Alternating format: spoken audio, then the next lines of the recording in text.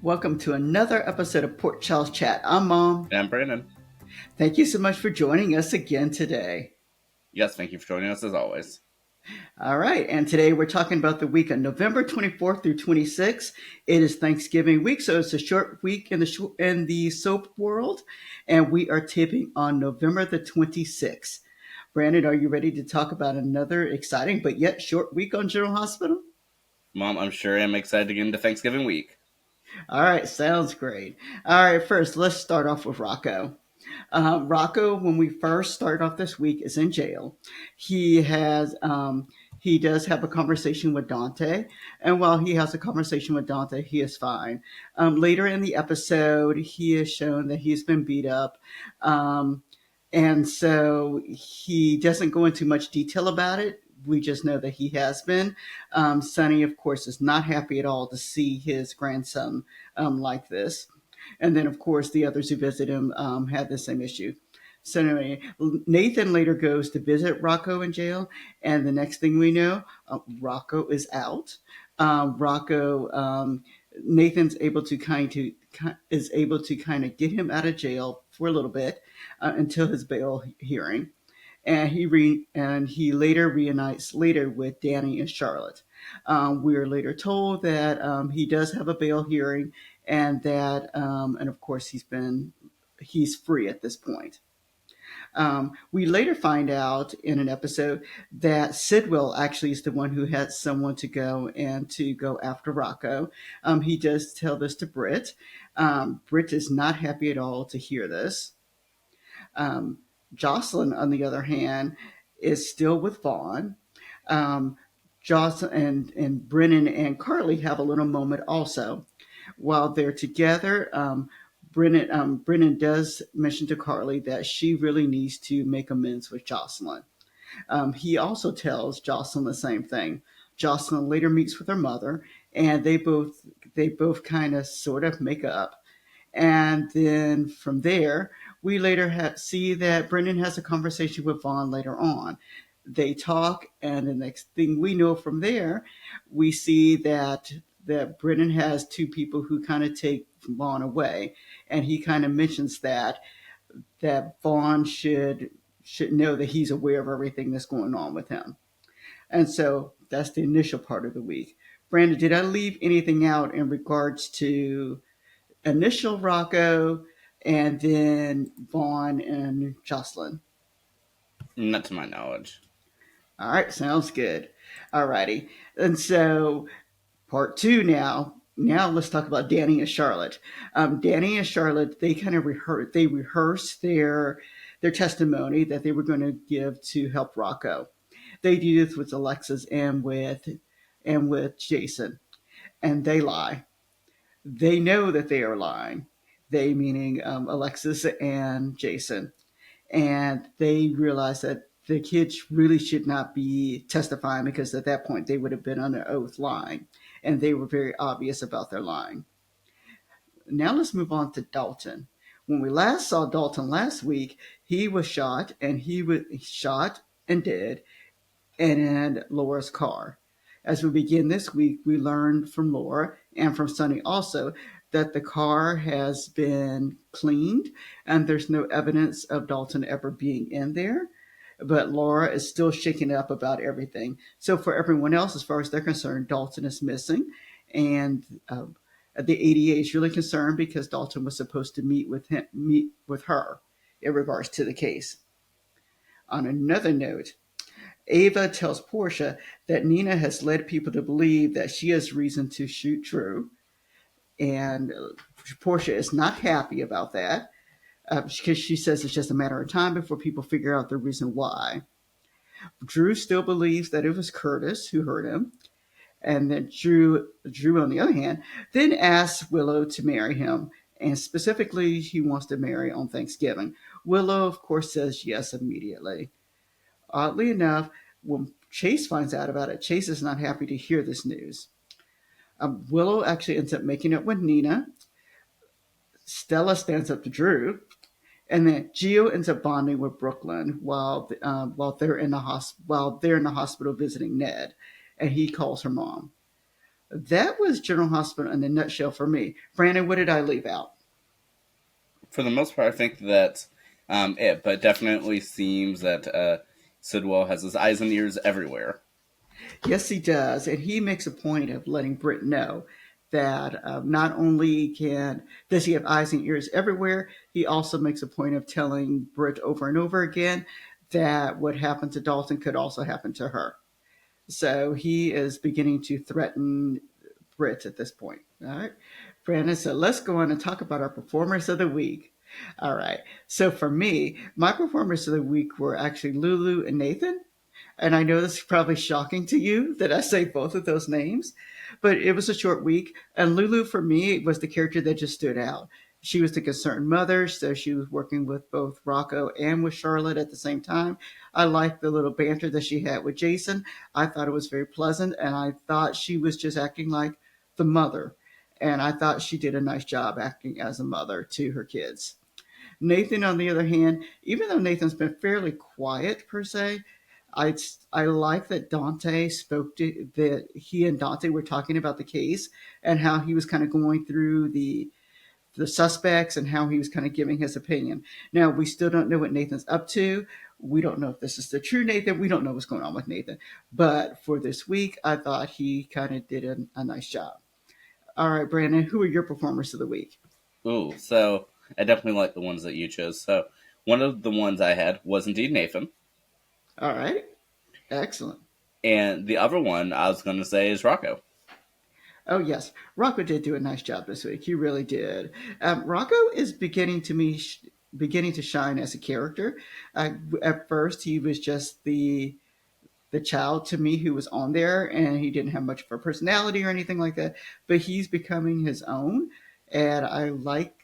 Even though I'm not quite fond of the direction they're taking him, I think as an actor, he's doing pretty well. Yeah, so now at this point, I mean, he's lying, he got an alcohol poisoning, and, sneaking off with the fake mother. And so now he's in prison with a record. I mean, But he's acting very well in the sense of acting as a performer acting. yes, yes, definitely. Yes. Yeah. All right. For amusing scenes of the week, it always goes to me to the Quartermaines and preparing for Thanksgiving. That is always amusing to me. I like that once more, they're talking about how that turkey's going to be made, but no one believes it will happen because it never happens for the Quartermaines. So I did get a kick out of that. All right, Brandon, what about you for amusing scenes of the week?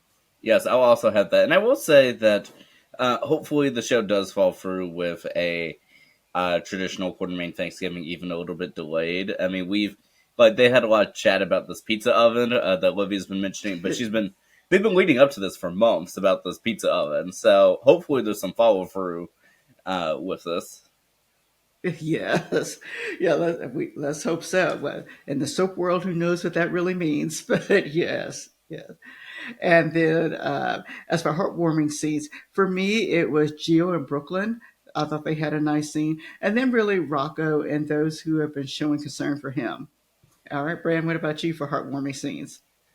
Well, I would definitely say, I mean, Rocco and Britt, but I'm also going to say uh, Brooklyn and Chase had a nice scene on Wednesday, and actually even Michael and Elizabeth. Yeah, that is very true. So I guess this is just a week because it's Thanksgiving of heartwarming scenes that happen on the soap. Alrighty. And as for missing episodes, we do know there was one scene that was missing, and that was Rocco going to his bail hearing.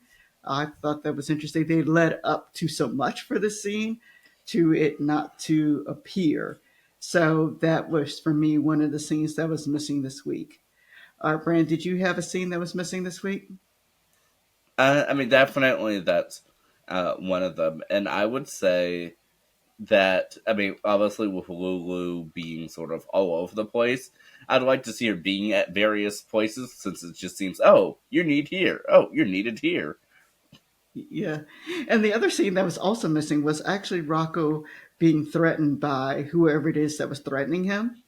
We went from Scene one where Rocco is fine. The next thing you know, we see Rocco with his face with issues. Oh, and that was something else that forgot to mention. Britt, with her concern, and I will say that was a heartwarming scene for me.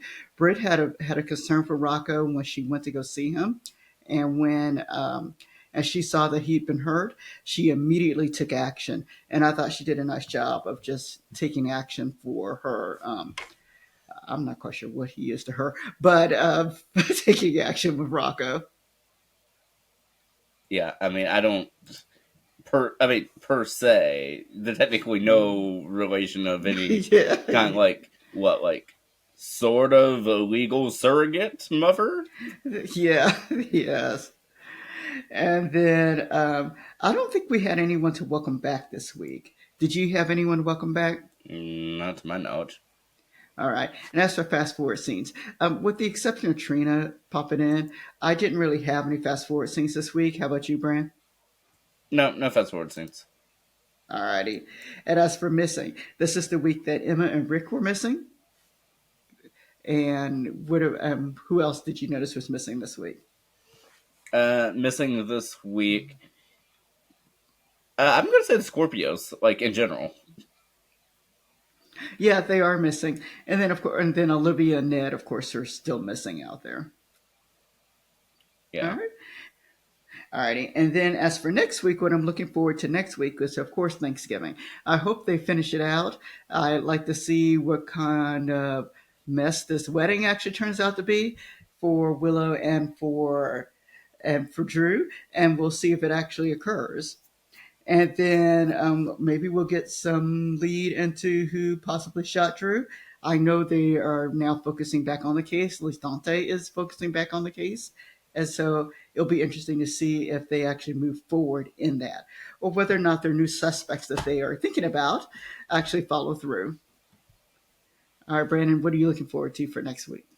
See, I'm really convinced that for whoever shot Drew, wherever that leads, that it will be featured. And I don't. It's too because Thanksgiving is essentially right here. I don't know if it'll be there in time for Thanksgiving, but although it might, I'm thinking it might happen before the Christmas holidays, though. But I don't rule out Thanksgiving only because that's the day of the supposed wedding between Drew and Will. And I mean, whatever shocking way there is to be. If, oh, look, you're about to get married, and oh, look, here's the killer.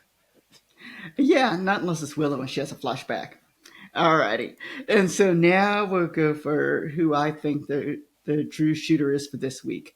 All right, this week I'm going to Portia and Estella. Portia just because why not? And Stella because she kind of threatened Drew anyway. She doesn't have an alibi either. I don't think it's Curtis. So I've just moved on to Portia and Stella. And subject to change for next week, as I say each week. All right, Brandon, what about you? Yeah, I definitely feel that. I mean, in general, that again, the suspicious people get more suspicious, and so right now they're sort of hyping back up Curtis and making him more suspicious than he was earlier. Not that he wasn't suspicious before, but I I don't think that he's done it. I think that's a misdirect. Um, but we've laid into Portia quite a bit over this past week and a half. So I mean, I'm thinking it's Portia, and she never outright denied it in this episode. No, she didn't deny it. She's, she's just not a likely suspect, and so that's why I'm kind of going for Portia. And then, like I said, Stella, because no one would think Stella would do it, but you never know. Now, on the other sense, I'm also agreeing with some of what you have said previously about a complete misdirect that maybe Drew being shot is really just a misdirect altogether in regards to let's lead people one way when we're really doing something else, which would lean more on not necessarily Sidwell, but whoever Sidwell planned it to do it. And so that is my thoughts for the week. Once more, subject to change. All right, Brandon. Oh, go ahead. Well, Mom, I know when we were sort of theorizing about the who can or can't be this leader that everyone's reporting to. I know I had a Fury that we liked. And which one was that? That Sidwell's real boss is Portia. Yeah, we got a kick out of that. We both talked about because she would have the medical knowledge in order to do that. She has enough influence over Brad that she would be able to actually use some of whatever he knows. And she is the one um, who brought Britt back on to work at the hospital. So why not? I doubt it, but it would be such an unlikely thing that it would be rather amusing that they have turned this character who really we just kind of go with, meaning that we just tolerate, to someone who actually is much bigger than what she is. And I think that'd be a great plot twist. Yeah, I mean, I think her character is just in this downward spiral right now, and so I think, I mean, it certainly wouldn't be a redeeming quality for her character if she find out that she's the big villain. But I mean, I think that would be a good twist to do something different with her character. Yeah, and then we have Terry who's missing. I'm sorry, she's missing. Terry who's missing too. And that could be a plot twist in itself if Terry is behind some of this. We did at But least get a mention of Terry this week. yes, we got a mention of Terry. She's working with a sick someone, but but yes, we did hear her name mentioned. All right, so you guys let us know in the comments who do you think is after Drew, and who do you think is the leader of the Sidwell whatever. So we'd love to hear your thoughts on that. All right, anything else to discuss, Brandon? Well, I just have this last question, and this one we discussed earlier this week. Are Sidwell and Brennan actually on opposite sides? You know, that is a good question, and I pause every time you ask me that question. A part of me thinks that Brennan is still good. I think that he is just trying to figure things out. And so that's why I think he might still be good. Now, Vaughn, on the other hand, I'm not sure what's going on with Vaughn. And, my thought was that Vaughn, because he looks so much like Jagger, was that he is actually Jagger's son, which because he alludes to something with his family, but he has not said much about his family. So I kind of like the idea of that. Now, this is just me speaking. Your thoughts, Brandon? Oh, I mean, I definitely agree that that is a very strong possibility. I'd certainly like that, especially since Jack just disappeared out of nowhere, just like apparently Professor Dalton is now disappeared. He is gone. He's nowhere. Yes, he is gone. Uh, Although Jagger didn't disappear, I don't think he disappeared. Uh, he didn't disappear. However, of course, the case upon him disappeared. And so that's why I would think that someone might actually be looking into that as a way to wrap it back around. Sonny will never be convicted of or anything like that. However, we know that Christina was there, and that was never explored either. So we'll have to see if they're just going to let that go or if they'll wrap that back into the storyline somehow. Well, we'll just have to see, or not. Yep. Yep. Yes, right. We'll see or not. All right. Thank you guys for watching with us today, and we look forward to speaking with you next time. Have a wonderful day. All right. Bye, everybody. Hope you have a great Thanksgiving.